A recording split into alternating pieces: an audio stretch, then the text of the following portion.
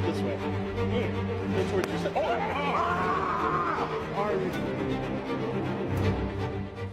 افتكر بعد الحركه دي هنحتاج ندخل نعمل عمليه. اللي قدامنا هنا مش شد عضلي ولا خلع بسيط، ده كسر في العضد، تحديدا في الجزء السفلي من العضد، اسمه هولشتاين لويس فراكتشر، نسبه للاثنين علماء اللي وصفوه سنه 1963. وده كسر معروف بنشوفه كتير جدا في لعبه الريست. طب ليه بيحصل؟ عشان اثناء اللعب العظم بيتعرض لقوه التواء عاليه جدا او هاي تورك، وخصوصا لما تبقى عضلات الكتف ثابته والساعد هو اللي بيتحرك بالعنف ده. طب والنتيجه؟ كسر عنيف بيحتاج في الاغلب تدخل جراحي لتثبيت العظم. لكن دي مش كل القصه. حالات كتير زي دي ممكن يحصل اصابه في العصب اللي بيغذي الكف والصوابع، اسمه العصب الكعبري او راديال نيرف، ولو حصل فيه اصابه ممكن المريض يلاقي نفسه مش قادر يفرد ايده، والحاله دي اسمها ريست دروب. وده طبعا بيغير حياه الشخص بالكامل. المريض لا بيعرف يكتب ولا يمسك حاجه ولا حتى ياكل او يلبس هدومه لوحده. في الاغلب قراري هيبقى ان احنا نعمل عمليه، بس الاهم من العمليه هو التخطيط ليها بدقه. هنبدا سوا نعالج الكسر، واثناء العمليه بنعمل تسليك على اعصاب الايد كلها عشان نتاكد انها سليمه ما اتاثرتش بسبب الكسر، وكمان عشان ما نعملهاش اصابه اثناء العمليه. ولو لقينا العصب فيه اصابه بنصلحه وبنثبت الكسر بشريحه ومسامير. ودي حاله من الحالات اللي مش بس بتعلمنا الطب، لكن بتفكرنا ان حركه بسيطه مش محسوبه ممكن تغير حياتك كلها. والهدف ساعتها مش بيبقى بس ان احنا نثبت عظمه اتكسرت، والهدف ان احنا نرجع للمريض قدرته ان هو يمسك، يكتب، يعيش طبيعي. طبعا ولا عمرك كنت تتخيل ان لعبه الريست تعمل كل ده. خلي بالك ودمت دايما في حركه وصحه.